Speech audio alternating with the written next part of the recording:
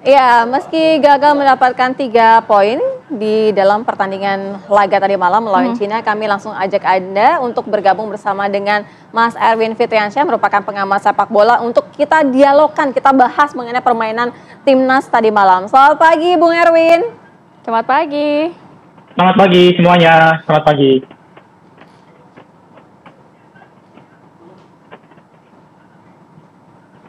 Ya, Bung Erwin, kalau misalnya kita melihat ya pertandingan tadi malam ini kan sebenarnya kalau dari segi permainan timnas kita ya 70% lah faktor mereka itu dalam pertandingan memegang bolanya juga lumayan gitu ya. Tapi ketika kita melihat permainannya, apakah ada perubahan yang dilakukan Sinteyong ini membuat pemain kita terasa jadi bingung gitu dalam permainannya?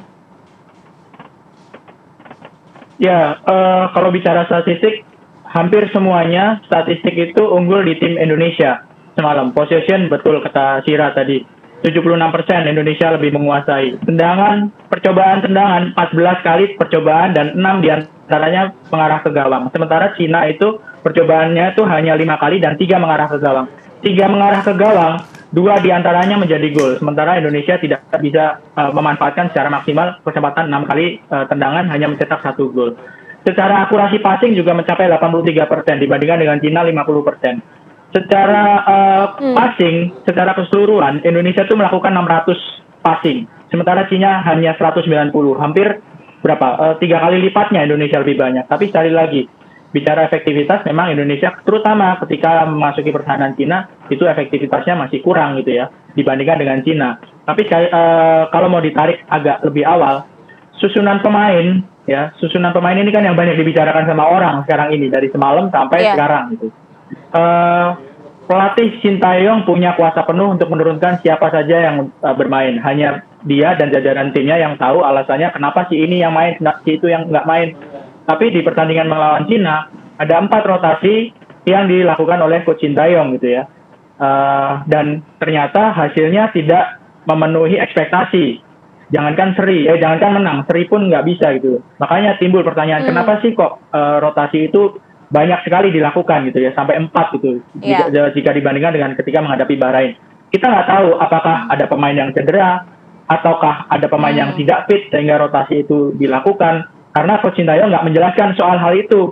Dalam konferensi pers setelah pertandingan, yang dijelaskan adalah ada kesalahan dari pemainnya ketika gol pertama Cina tercipta gitu ya, karena mengawal pemain Cinanya tidak terlalu fokus sehingga bisa mengirimkan umpan yang bisa menjadikan Cina mencetak gol. Terus yang kedua soal konsentrasi. Jadi Coach Sinteyong tidak menjelaskan soal susunan pemain, kenapa kok yang diturunkan seperti yang malam gitu. Sebenarnya itu hak dari pelatih juga gitu.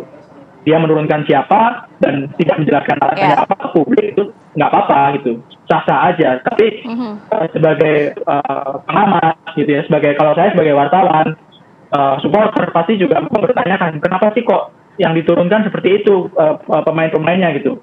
Ya ada kritik itu harus, terutama kritik yang membangun ya, bukan yang membabi buta, bukan yang menghujat gitu. Karena peluang Indonesia juga masih terbuka sebetulnya setelah kalah semalam gitu.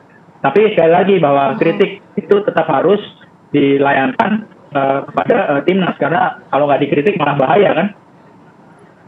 Ya, Mas Erwin tadi mengatakan bahwa salah satu catatan terkait starting line up begitu yang menjadi perbincangan juga di masyarakat. Kalau Anda melihat apa poin-poin yang paling penting untuk diangkat? Seperti banyak yang mengatakan kenapa Rizky Ridho tidak diturunkan di babak pertama, kemudian Tom Hey juga tidak diturunkan begitu, sehingga kurang menyerang di babak pertama ini, Mas. Dan ada sesuatu yang mungkin di antara pemain kita di babak pertama walaupun sudah menguasai bola cukup lama, tapi kok nggak bisa menciptakan peluang dengan baik gitu. Ada sesuatu kurang sinergi mungkin ya, kurang ada yang nggak jalan begitu di babak pertama ya, terkait pemain kita ya.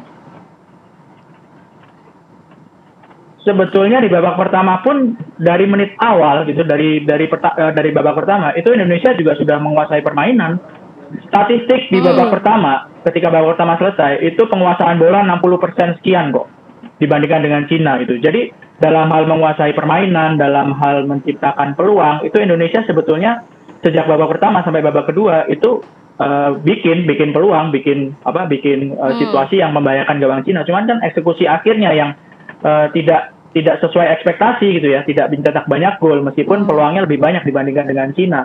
Jadi sekali lagi, siapa yang diturun? Kenapa Rizky Ridho nggak dimainkan dari awal? Kenapa Tom juga nggak dimainkan dari awal? Kenapa Sien yang dipasang? Itu hanya Coach Sintayong yang tahu sampai sekarang dan jajaran pelatihnya dan mungkin pemain-pemainnya gitu ya. Karena kan nggak bisa ditanya langsung gitu. Saya sendiri sebagai wartawan juga nggak bisa nanya langsung karena kan ada di Cina sana. Mungkin kalau mainnya di sini bisa langsung ditanyakan gitu. Atau mungkin kalau sudah sampai di sini baru bisa ditanyakan oleh teman-teman wartawan, oleh orang-orang yang pengen tahu gitu.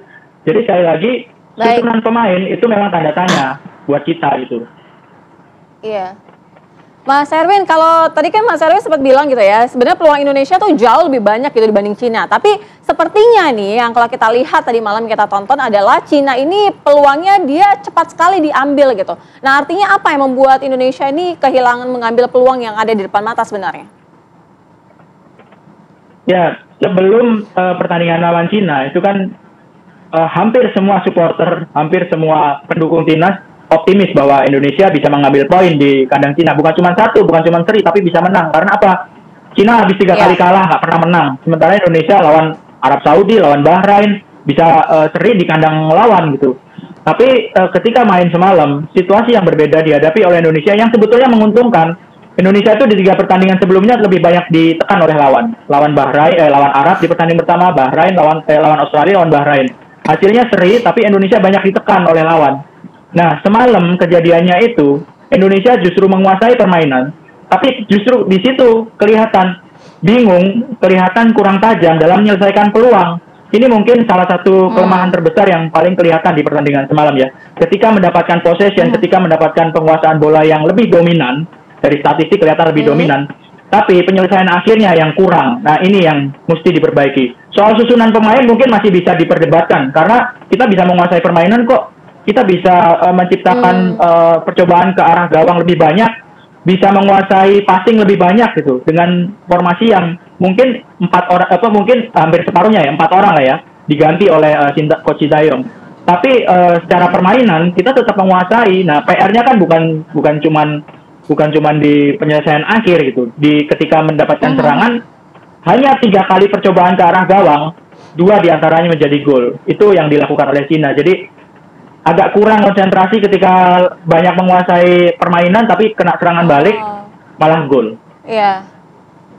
Oke, agak kurang konsentrasi begitu tadi dikatakan oleh Mas Erwin. Mas Erwin, kalau melihat 2 gol yang di babak pertama yang diciptakan oleh Cina ini sebenarnya apakah memang karena strategi dari Cina sendiri atau bagaimana sehingga 2 gol cepat ini bisa terjadi di babak pertama? Soal strategi pasti menyerang ya, karena peluang ada untuk bisa menang gitu ya. Apalagi mengingat rekor Cina juga nggak bagus di 3 pertandingan awal gitu. Strategi menyerang, tapi kan kalau menyerang itu berarti harus ada keseimbangan ketika diserang seperti apa. Nah ini yang mungkin sedikit kehilangan, tapi akhirnya menjadi gol, menjadi fatal gitu ya. Sedikit kehilangan keseimbangan, sedikit kehilangan konsentrasi, tapi akhirnya harus dibayar mahal dengan menjadi gol gitu. Kalau soal strategi, saya kira dari babak pertama Coach Sintayong menginstruksikan pemain-pemainnya untuk tampil terbuka untuk menyerang dan nggak salah sepenuhnya karena peluangnya memang ada gitu, peluangnya memang ada. Mas Erwin, ini kan masih ada 5 laga lagi dan artinya juga ada 2 laga itu Bahrain dan Cina yang dimana kita Indonesia ini di luar ekspektasi. Artinya apa paling tidak yang harus segera dievaluasi dalam kurun waktu singkat ini, Mas Erwin? Ya, pertandingan berikutnya menghadapi Jepang dan Arab Saudi di Gelora Bung Karno. Secara keseluruhan Indonesia masih punya pertandingan home itu 3 lawan Jepang, Arab Saudi, lawan Cina, ya, lawan Bahrain. Ada 4 pertandingan malah yang main di GBK. Jadi peluangnya itu sebenarnya masih terbuka gitu. Cuma mungkin ada baiknya supporter ya, federasi, PSSI dalam hal ini ya, supporter harus ingat lagi bahwa ini lawan-lawannya kelas berat semua loh. Kalau Indonesia sampai di fase ini, tuntutannya jangan ketinggian gitu. Yang realistis itu Coach Sintayong juga sudah bilang bahwa realistisnya ada di peringkat 3 atau 4 ya. Ada di peringkat 3 atau 4. Peringkat 1 2 langsung lolos ke Piala Dunia. Peringkat 3 4 maju ke babak kualifikasi keempat. Jadi realistisnya Indonesia sekarang ini dengan hasil seperti sekarang ya ada di peringkat 3 atau 4. Lawannya yang paling head to head, yang paling menurut saya paling seimbang adalah Bahrain dan Cina ya. Makanya kalau main di GBK itu mutlak nggak boleh kalah lawan Bahrain, lawan Cina. Sementara kalau lawan Jepang sangat berat, ya, sangat berat kalau lawan Jepang. Lawan Arab Saudi kita Iya. bisa imbang di sana, mungkin juga bisa menang di Jakarta atau mungkin bisa seri gitu. Tapi head to head lawan kita untuk ambil posisi 3-4 atau posisi 4 itu Bahrain dan Cina. Apa yang harus dibenahi ya tercermin dari pertandingan semalam gitu. Indonesia susah ketika mencetak gol ketika menghadapi tim yang main cenderung bertahan seperti Cina semalam. Possession-nya menang, passing-nya banyak, ya akurasi umpannya bagus, peluangnya banyak tapi golnya cuma 1. Nah, itu yang paling kelihatan sih kekurangannya. Iya. Oke, Mas, kalau melihat untuk permainan sendiri, apa sih yang bisa menjadi keunggulan Indonesia, timnas Indonesia nantinya untuk kita mungkin seperti shooting dari luar kotak penalti dan lain sebagainya yang bisa dikuatkan lagi nantinya untuk melawan Jepang dan juga Arab Saudi di next match-nya? Jepang semuanya tahu bahwa level mereka sekarang sedang di atas sekali ya. Oke lah, kemarin mereka ditahan imbang Australia itu, tapi mereka sedang berada di puncak klasemen.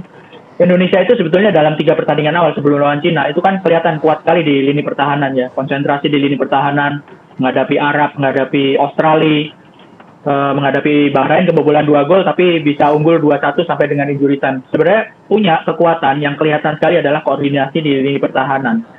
Nah, apakah ini bisa dipertahankan sebulan ke depan atau ditingkatkan ketika menghadapi Jepang? Jepang ini lawan yang paling kuat di grup. Jadi modalnya adalah kekuatan dalam bertahan dan kecepatan dalam serangan balik. Nah, semalam itu nggak kelihatan semuanya karena mainnya berubah gitu. Lawannya itu berubah, yang kita hadapi itu berubah, nggak seperti 3 pertandingan sebelumnya gitu. Jadi harus fleksibel lah ketika menghadapi lawan yang lebih kuat dengan main ditekan, main menekan, itu harus lebih fleksibel dan terutama lebih tajam Indonesia. Termasuk mental juga ya Mas Erwin ya, karena kita akan menghadapi lawan yang kuat ya, Jepang dan Arab Saudi begitu ya Mas Erwin. Selain dari tadi passing harus cepat, kemudian juga kekuatan harus diperkuat. Betul, mental itu berguna sekali untuk menghadapi faktor-faktor non teknis ya. Kita tentu masih ingat bagaimana faktor non teknis sangat berpengaruh ketika menghadapi Bahrain, dan kita masih akan menghadapi Bahrain serta Arab Saudi di GBK. Kekuatan mental, konsentrasi, fokus itu mutlak harus diperlukan kalau menghadapi situasi non teknis. Misalnya merasa bahwa wasit berat sebelah, ya, merasa bahwa keputusan wasit menguntungkan lawan. Kan nggak ada yang bisa menjamin kalau main di GBK kita nggak dirugikan seperti ketika main di Bahrain. Yeah. Seperti ketakutan kita kalau ketemu sama tim-tim Asia Barat, wasitnya dari sana juga gitu. Jadi kekuatan mental itu mutlak dibutuhkan kalau di level seperti sekarang, karena soal teknis mungkin ya dengan Jepang, dengan Arab mungkin sedikit berbeda, tapi kalau udah lawan Bahrain seperti kemarin, lawan Cina, itu kekuatan teknis mungkin nggak jauh beda dengan Indonesia. Oke, baik. Terima kasih banyak Mas Erwin Fitriansyah, pengamat sepak bola, sudah mengulas bagaimana pertandingan semalam antara Indonesia dan juga versus Cina. Harapannya nantinya kita bisa memperbaiki lebih baik pastinya. Amin, insya Allah. Lebih baik lagi di pertandingan berikutnya melawan Jepang dan juga Arab Saudi dalam kualifikasi Piala Dunia 2026.